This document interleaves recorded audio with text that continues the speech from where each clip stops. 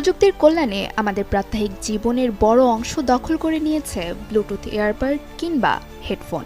যাতায়াত, কাজ আর অবসরে কানে একজোড়া ইয়ারবাড এখন সাধারণ দৃশ্য। তবে এই ছোট ডিভাইসটির ভুল ব্যবহার আমাদের অজান্তেই শ্রবণ শক্তির অপূরণীয় ক্ষতি করছে। গবেষণায় দেখা যায় উচ্চ শব্দে দীর্ঘক্ষণ অডিও ডিভাইসের ব্যবহার কেবল কানে কম শোনা নয়, বরং ভারসাম্যহীনতা ও মানসিক অস্থিরতার মতো জটিল সমস্যার জন্ম দিচ্ছে।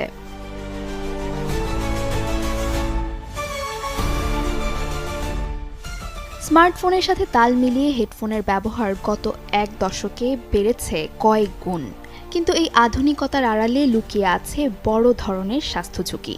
ইয়ারবাড মূলত কানের পর্দার খুব কাছাকাছি অবস্থান করে শব্দ তরঙ্গ সরাসরি ভেতরে পাঠায়। আমরা যখন টানা 85 ডেসিবেলের বেশি শব্দে গান শুনি বা কথা বলি, তখন কানের ভেতরের অত্যন্ত সংবেদনশীল ও সূক্ষ্ম কোষগুলো ক্ষতিগ্রস্ত হতে শুরু করে। এর সবচেয়ে ভয়াবহ দিক হলো এই ক্ষতি একদিনে বোঝা যায় না, ধীরে ধীরে শ্রবণ শক্তি স্থায়ীভাবে কমে যেতে থাকে।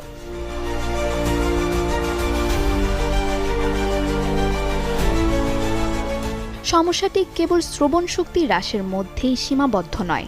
কানের সুস্থতার জন্য স্বাভাবিক বাতাস চলাচল অপরিহার্য, কিন্তু ইয়ারবাড কানে শক্তভাবে আটকে থাকার ফলে সেই পথ বন্ধ হয়ে যায়। এতে কানের ভেতরে ঘাম ও আর্দ্রতা তৈরি হয়, যা ক্ষতিকর ব্যাকটেরিয়া এবং ফাঙ্গাস জন্মানোর উপযুক্ত পরিবেশ হিসেবে কাজ করে।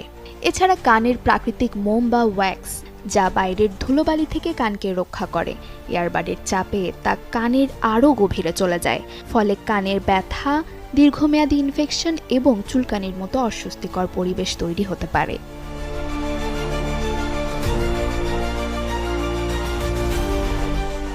দীর্ঘদিন এই অভ্যাস বজায় রাখলে আক্রান্ত ব্যক্তি টিনিটাস নামক জটিল সমস্যায় পড়তে পারেন, যেখানে কানে সারাক্ষণ এক ধরনের অস্বস্তিকর শব্দ হতে থাকে। এটি রোগীর মানসিক প্রশান্তি কেড়ে নেয় এবং দৈনন্দিন কাজে মনোযোগ নষ্ট করে। এমনকি শরীরের ভারসাম্য রক্ষাকারী কানের ভেতরের অংশটি অতিরিক্ত প্রেসারের কারণে ক্ষতিগ্রস্ত হতে পারে, যার ফলে মাথা ঘোরা বা ভার্টিগোর মতো সমস্যা দেখা দেয়। প্রযুক্তি বর্জন নয়, বরং সচেতনতাই এখানে প্রধান সমাধান। শ্রবণ শক্তি রক্ষা করতে ভলিউম 60% নিচে রাখা এবং দিনে বড়জোর 60 মিনিট ব্যবহারের অভ্যাস রপ্ত করতে পারেন। পাশাপাশি অন্যের ইয়ারবাড ব্যবহার না করা এবং নিয়মিত ডিভাইসটি পরিষ্কার রাখা সংক্রমণের ঝুঁকি কমায়। Desk report, channel 24।